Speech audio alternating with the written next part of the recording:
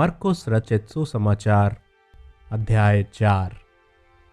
वह फिर झील के किनारे उपदेश देने लगा और ऐसी बड़ी भीड़ उसके पास इकट्ठी हो गई कि वह झील में एक नाव पर चढ़कर बैठ गया और सारी भीड़ भूमि पर झील के किनारे खड़ी रही।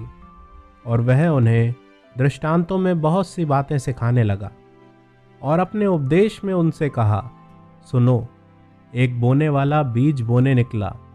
बोते समय कुछ मार्ग के किनारे गिरा और पक्षियों ने आकर उसे चुग लिया। कुछ पथरीली भूमि पर गिरा, जहां उसको बहुत मिट्टी ना मिली और गहरी मिट्टी ना मिलने के कारण जल्द उगाया, और जब सूर्य निकला तो जल गया और जड़ न पकड़ने के कारण सूख गया। कुछ झाड़ियों में गिरा और झाड़ियों ने बढ़कर उसे दबा दिया और वह फल न लाया। परंतु कुछ अच्छी भूमि पर गिरा और वह उगा और बढ़कर फलवंत हुआ, और कोई 30 गुना, कोई 60 गुना और कोई 100 गुना फल लाया। तब उसने कहा, जिसके पास सुनने के लिए कान हो वह सुन ले। जब वह अकेला रह गया तो उसके साथियों ने उन 12 समेत उससे इन दृष्टांतों के विषय में पूछा। उसने उनसे कहा, तुमको तो परमेश्वर के राज्य के भेद की समझ दी गई है, परंतु बाहर वालों के लिए सब बातें दृष्टांतों में होती हैं, इसलिए कि वे देखते हुए देखें और उन्हें सुझाई ना पड़े, और सुनते हुए सुने भी और ना समझें, ऐसा ना हो कि वे फिरें और क्षमा किए जाएं। फिर उसने उनसे कहा, क्या तुम ये दृष्टांत नहीं समझते? तो फिर और सब दृष्टांतों को कैसे समझोगे? बोने वाला वचन बोता है। जो मार्ग के किनारे के हैं, जहाँ वचन बोया जाता है, ये वे हैं जब उन्होंने सुना तो शैतान तुरंत आकर वचन को जो उनमें बोया गया था उठा ले जाता है। वैसे ही जो पथरीली भूमि पर बोए जाते हैं, ये वे हैं जो वचन को सुनकर तुरंत आनंद से ग्रहण कर लेते हैं, परंतु अपने भीतर जड़ ना रखने के कारण वे थोड़े ही दिनों के लिए रहते हैं। इसके बाद जब वचन के कारण उन पर क्लेश या उपद्रव होता है तो वे तुरंत ठोकर खाते हैं।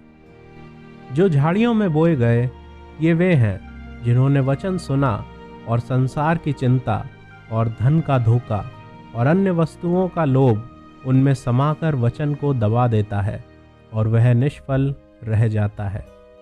और जो अच्छी भूमि में बोए गए, ये वे हैं जो वचन सुनकर ग्रहण करते और फल लाते हैं, कोई 30 गुना, कोई 60 गुना और कोई 100 गुना। उसने उनसे कहा, क्या दिए को इसलिए लाते हैं कि पैमाने या खाट के नीचे रखा जाए? क्या इसलिए नहीं कि दीवट पर रखा जाए, क्योंकि कोई वस्तु छिपी नहीं, परंतु इसलिए है कि प्रकट हो जाए। और ना कुछ गुप्त है, पर इसलिए है कि प्रकट हो जाए। यदि किसी के सुनने के कान हो तो वह सुन ले। फिर उसने उनसे कहा, चौकस रहो कि क्या सुनते हो। जिस नाप से तुम नापते हो, उसी से तुम्हारे लिए भी नापा जाएगा, क्योंकि तुमको अधिक दिया जाएगा। क्योंकि जिसके पास है उसको दिया जाएगा, और जिसके पास नहीं है उससे वह भी जो उसके पास है ले लिया जाएगा।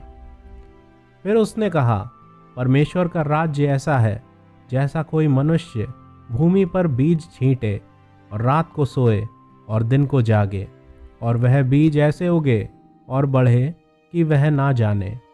पृथ्वी आप से आप फल लाती है, पहले अंकुर, तब बाल, और तब बालों में तैयार दाना।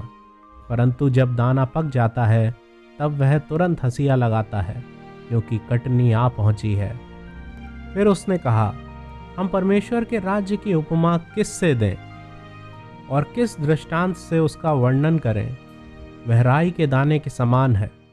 जब भूमि में बोया जाता है तो भूमि के सब बीजों से छोटा होता है, परंतु जब बोया गया तो उगकर सब साग पात से बड़ा हो जाता है, और उसकी ऐसी बड़ी डालियां निकलती हैं कि आकाश के पक्षी उसकी छाया में बसेरा कर सकते हैं।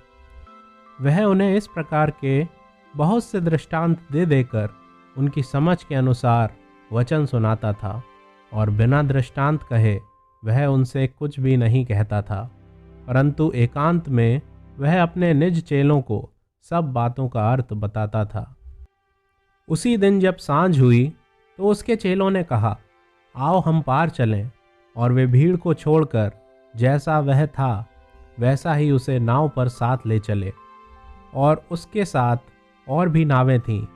तब बड़ी आंधी आई और लहरें नाव पर यहाँ तक लगीं कि वह पानी से भरी जाती थी।